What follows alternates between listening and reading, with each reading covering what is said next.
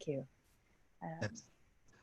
So honestly, I'm bowled over by all the performances today. And unfortunately, we're just near the end of our time. Well, we'll go a little bit over. So I'm going to play a teacher's trick.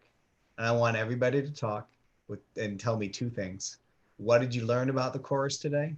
And what new question do you have about the chorus after the performances? So I'm going to give Anna the position of honor by starting. Yeah. So what did you learn today? Because you're the expert. So whatever you learned must be pretty impressive. And what new questions did you have about the chorus after viewing the performances? So I learned so many things. It's hard to pick just one, but I think if it were one, one of the things that I think draws a lot of people to study the chorus and to think about the chorus is this facet of collectivity that it represents. That it brings people together, that people are working together. And this was such a beautiful experience of how, despite our physical distance and our isolation in our own houses, that is possible. And these texts can do that. And with incredible performers and their creativity, you can make us feel that. So yes, I thank you all. It was really beautiful. And what new question do you have after watching? What new question? How can I experience this more? And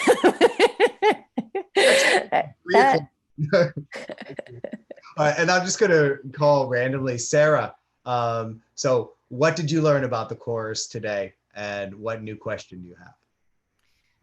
I think I was reminded that the malleability and the freedom to sort of interpret and the variety of possibility depending on what you want the chorus to say. So that was just nice to see such a variety and to be reminded that the chorus has options and it's not just, oh, chorus passage now, tune out, or that they have something to say and that they're really vital, and the interpretation can be vast. And I agree with just seeing more. I would love to see more and play more with the ideas of music and rhythm and also various translations. I'd like to now look at some different translations to see how they've been interpreted. Yeah, and thank you for channeling me there. There are so many times where I've taught plays. I've just said, all right, we're going to skip the chorus and get to the dialogue so we know what's going on. And I feel so bad for all those students. Tila, what did you learn from watching the other performances or for preparing for this? And what question do you still have? Well, for me, I mean, it really reiterates the idea that chorus is character, right? And so often we read these plays or see these plays, and it's really called attention to me to how often this incredible dramatic, element is completely neglected, right? So often it's kind of just the chorus's turn to talk. And I loved kind of learning about all these different ways that this neglected theatrical element can function and function beautifully. So that was really cool to see today. I'm going to agree with everyone else. Now that we have, that I have these new ideas about what chorus is, I would very much like to keep digging into this and see what else we can find. How else can it function and support and move story? And I think Anna at the beginning said this was a unique opportunity to put some choruses together and see what would happen. It's sort of like our own tragic mixtape. It definitely brings different things out. Bettina, you are making a career out of selecting things from choruses and reconfiguring them. What did you learn from the other performances today, and what are your questions going forward?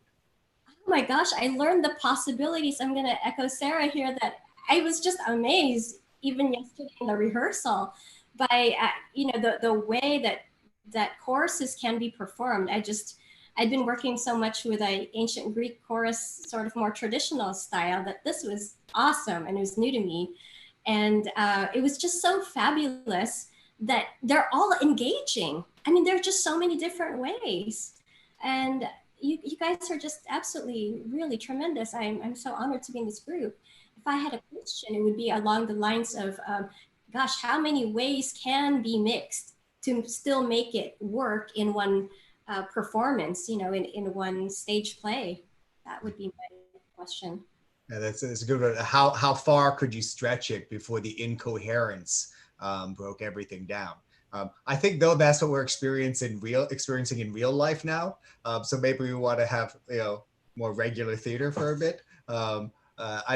Paul, like Bettina, you spent a lot of time thinking about choruses and performances. What did you learn from the process of seeing these different perspectives? And what question do you have moving forward? You're muted, Paul. I'm so sorry. I'm gonna end up echoing a lot of what's already been said, but it is really kind of to pick up on just how many different approaches there are. I love the idea of freedom to interpret, and I think I'd also take away from it how actually kind of the medium of Zoom can actually kind of lend itself quite well to this type of performance. There are limitations within that, and I think sort of picking up on what Bettina was saying, I've just already, my brain's kind of whirring with the thoughts of how do we sort of combine, or like a magpie takes of all the kind of the glittery bits that we like from each of these sort of different approaches and start to play with them. I mean, online, yes, but also, sort of it'll be lovely when we get to be able to do this in person at some point in a decade's time or something. I don't know if Evie and Paul wait, is Evie there behind a Corinthian, or is she logged out? Oh, Evie, you disappeared for a bit, or I just saw a Corinthian. What did you learn? And what are your questions still about the chorus? I've learned lots. I didn't know that the chorus were made up of amateurs who would train. I just think that's the most amazing thing, and I think conjures up a lot of questions about what form those rehearsals and applications and auditions, and would people's parents have come to see them? And I don't know, I think it's just given me such a lovely kind of personal idea of what those performances might have been. I think it's easy to kind of have them in a very kind of academic sense, and it kind of all remain mysterious, but I think that's just added such a personal touch for me to imagine what they might have been. Yeah, it's just been great. Thank you so much, everyone. So lovely. It made me think as well, like, what if they got a chorus some year who just couldn't hit the high notes? Would they have rewritten the songs? I mean, maybe that's a naive question, but you have to work with what you have.